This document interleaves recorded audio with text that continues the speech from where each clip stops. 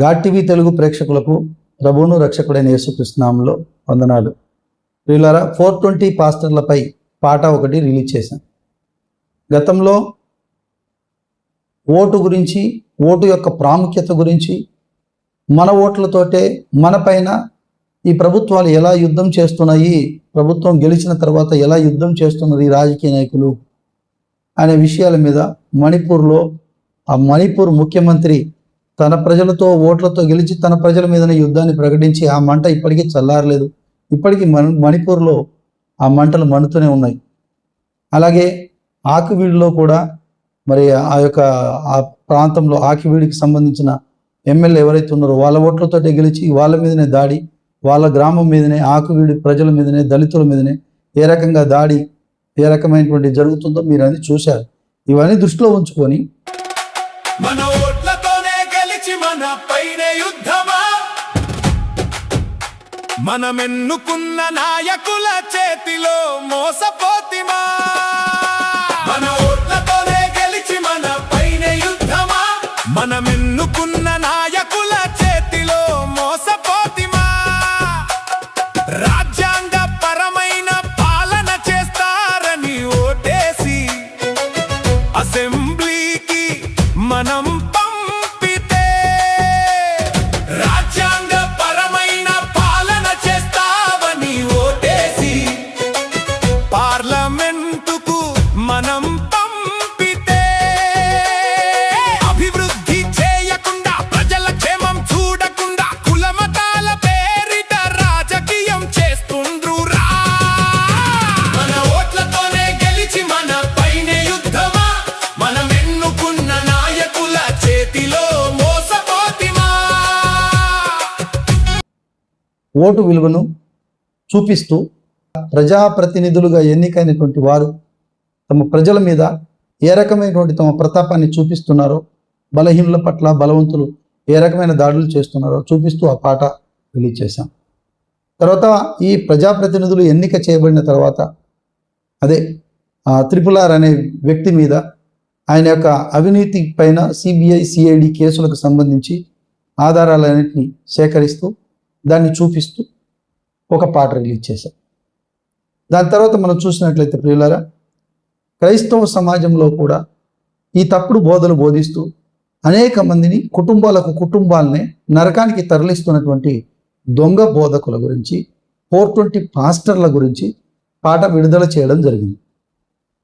ఈ 420 పాస్టర్లకు సంబంధించి పాట విడుదల చేయడం జరిగింది. ఇది విడుదలైన తర్వాత దీనికంటే ముందు ఒక షార్ట్ వీడియో రిలీజ్ చేశారు. అందులో ఒక ఇద్దరు భక్తుల ఫోటోలు పెట్టడం జరిగింది. ఆ ఇద్దరు భక్తులకు సంబంధించిన దాంట్లో ఒక భక్తుడికి సంబంధించిన మా గురువు గారి ఫోటో ఎందుకు పెట్టారు అని చెప్పేసి ఆ భక్తుడికి సంబంధించిన బానిస ఒక ఆయన నాకు ఫోన్ చేసి వార్నింగ్ చేయడం, బెదిరించడం, ఒక గూండా, ఒక రౌడీ మాట్లాడడం, చాలా థ్రెటనింగ్ చేయడం జరిగింది నాకు. ఏది ఏమైనా కూడా లీగల్గా ప్రొసీడ్ అవ్వండి, న్యాయబద్ధంగా ప్రొసీడ్ అవ్వండి. నేను పాడిన పాట వలన కానీ, మేము పెట్టిన వీడియోల వలన కానీ, మేము మాట్లాడిన మాటల వల్ల కానీ, నేను చేస్తున్న పనుల వల్ల కానీ ఎవరికైనా ఏమైనా హాని కలిగితే నా ఫోన్ నంబర్ మీకు అందుబాటులో ఉంది, నా యూట్యూబ్ ఛానల్ కూడా అందుబాటులో ఉంది. అలాగే నా ఇంటి అడ్రస్ కూడా మీకు అందరికీ తెలుసు. ఎవరికి కూడా హైడ్ చేసింది ఏమీ లేదు.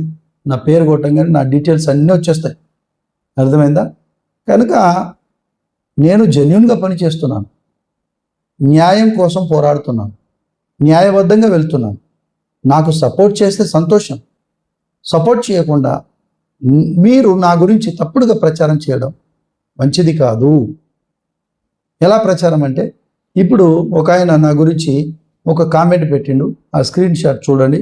ఆయన పేరు నంబరు ఏమీ తెలియదు, కానీ ఆయన ఏం పెట్టారంటే, ఇప్పుడు నేను పెట్టిన ఈ కామెంట్ను మీరు డిలీట్ చేయొద్దు అని చెప్పేసి అన్నాను. మరి నాయనా, నేను డిలీట్ చేయను, కానీ నేను రిపోర్ట్ కొడతా. ఎందుకంటే నువ్వు ఇచ్చింది తప్పుడు సమాచారం కాబట్టి నేను ఈ రిపోర్ట్ కొట్టగానే యూట్యూబ్ వాళ్ళు ఆటోమేటిక్గా దాన్ని డిలీట్ చేస్తున్నారు. మరి నేనేం చేయాలి? రిపోర్ట్ చేయకుండా నేను అలాగే ఉన్నాను అనుకో, నువ్వు ఇచ్చింది రైట్ అయిపోద్ది. అవునా? ఏమని కామెంట్ చేశాడో మీకు చూపిస్తున్నాను చూడండి ఆ స్క్రీన్ షాట్. నేను 420 లాయర్ నట, అలాగే నా గురించి రాజమండ్రి వాళ్ళు తప్పుడుగా మాట్లాడుతున్నారు. అసలు రాజమండ్రికి నాకు లింకప్పే లేదు. ఆ రాజమండ్రిలో ఉన్నటువంటి ఒకరిద్దరు పాస్టర్లు అలాగూ నాకు కొందరు మాత్రమే తెలుసు. తెలిసిన వారిలో కానీ తెలియని వారిలో కానీ ఎవరికైనా నా నుంచి ఏదైనా వంచన చేసినట్టుగా ఒక ప్రూఫ్ చూపించండి, మీ కాళ్ళ కింద దూరిపోతా. వాళ్ళతో మాట్లాడించండి. అంతేగాని బ్యాడ్గా తప్పుడుగా కామెంట్ చేయడము కరెక్ట్ కాదు. ఎదుర్కొనే దమ్ముంటే నేను పాట పెట్టాను 420 పాస్టర్ల గురించి. ఆ 420 పాస్టర్లో నువ్వు ఒకటి కాబట్టి నీకు మండింది కాబట్టి నువ్వు రియాక్ట్ అయినావు. ఓ గుమ్మడికాయ దొంగలు ఎవరంటే జబ్బలు దరుచుకున్నట్ట, నేను కాదు అంటే అర్థమేంటిది? అసలు దొంగ వాడే కాబట్టి. ఇప్పుడు 420 పాస్టర్ల గురించి నేను పాట పెడితే నీకేం మండింది, నీకేం నచ్చింది అంటే నువ్వు 420 పాస్టర్ గాడివి. ఈ ఛానల్ ఇది ఏమిటిది అంటే గౌన్లెట్ పంచట 0099. ఇది అతని యొక్క యూజర్ ఐడికి సంబంధించి అతని తిరిగి మెయిల్ ఐడి దొరకబట్టాలని చూసినా దొరకలే, ఫోన్ నంబర్ కూడా దొరకలే. ఒకవేళ నువ్వు ఇచ్చే కామెంట్ జెన్యూన్ అయితే నీ ఫోన్ నెంబర్. నా గురించి తప్పుగా మాట్లాడే ముందు ఎవరైనా సరే తెలియచేస్తున్నాను, మీరు ఇచ్చేది జెన్యూన్ అయితే మీ ఫోన్ నంబర్ కూడా పెట్టండి కామెంట్లో. అప్పుడు నేను రిపోర్ట్ పెట్టను, ఆ కామెంట్ అలాగే ఉంటుంది. నేను మీతో సంప్రదిస్తాను, మీతో మాట్లాడతాను. నా వల్ల జరిగిన నష్టం ఏంటిదో దాన్ని ఇదే God TV Telugu YouTube channel ద్వారా క్రైస్తవ సమాజానికి, నా ప్రేక్షకులకు చూపిస్తాను. అంతేగాని తప్పుడుగా ఒక వ్యక్తిపై తప్పుడు కామెంట్ చేసే ముందు 1-10 సార్లు ఆలోచించండి. లేదంటే మాత్రము ఫేస్ చేయవలసి వస్తుంది. చట్టబద్ధంగా నేను ఎదుర్కొంటాను, సరేనా? ఎందుకంటే నీ దగ్గర ప్రూఫ్స్ ఉంటేనే మాట్లాడు. నేను ఏ పాట పాడినా మాట మాట్లాడినా నేను ఆధారాలతోటే మాట్లాడతాను. నేను బైబిల్ దాటి బయటికి వెళ్ళను, ఇతర గ్రంథాల జోలికి వెళ్ళను, ఇతర మతాల జోలికి వెళ్ళను. అసలు నాకు మతమే లేదు. నేనెందుకు మతం గురించి మాట్లాడతా? క్రీస్తు మతాన్ని స్థాపించలేదు, క్రీస్తు మతాన్ని వ్యతిరేకించాడు అని చెప్తున్న వ్యక్తిని నేను. మతం అనేది మనిషి ప్రాణం తీస్తుందని చెప్పే వ్యక్తిని నేను. మత పిచ్చి కలిగి గురువుల భక్తిలో అంధభక్తులుగా మీరు ఉంటూ తప్పుడు కామెంట్లు చేస్తే మంచిది కాదు. కామెంట్ పెట్టొద్దని కాదు, కానీ ఆధారాలు సేకరించి మీ నంబర్ కూడా అందులో పెట్టండి, మీ ఫోన్ నంబర్ కూడా పెట్టండి, అలాగే ఉంచండి. ఇతరులు కూడా మీకు ఫోన్ చేసి కనుక్కుంటారు, ఆ బ్రదర్ నిజమేనా, ఏం జరిగిందని వాళ్ళు మీకు ఫోన్ చేసి కనుక్కుంటారు కదా.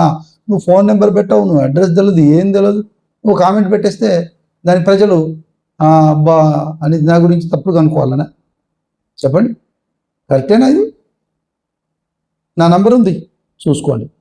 లేదా యూట్యూబ్లో ప్రతి వీడియోకు అక్కడక్కడ పెడుతూనే ఉంటా. ఒక్కొక్క వీడియోకు మిస్ అయిపోతాయి తప్ప నేను నంబర్లో అందుబాటులో లేనా, ఉంటున్నా కదా. అలాగే నా ఇంటి అడ్రస్ కూడా అందరికీ తెలుసు కదా, తెలియదా?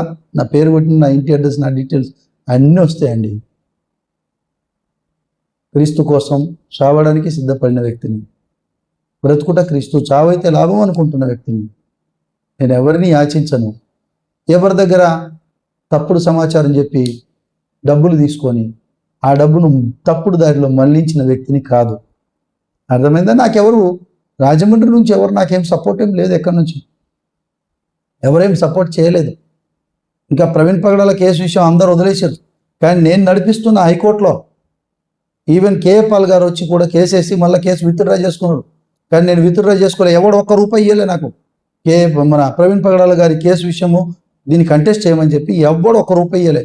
అదే రాజమండ్రి నుంచి ఒక దాడి నాగేశ్వరరావు ఉన్నారు, ఆయన దగ్గర నుంచి కూడా నేను ₹1 తీసుకోలే. ఆయన కనీసం దానికి ఫీజు కూడా ఇచ్చుకోలే, ఆయన ఛార్జీలు కూడా పెట్టుకోలే, ఆయన పేరు మీదనే వేసిన. కానీ తెలుసా మీకు?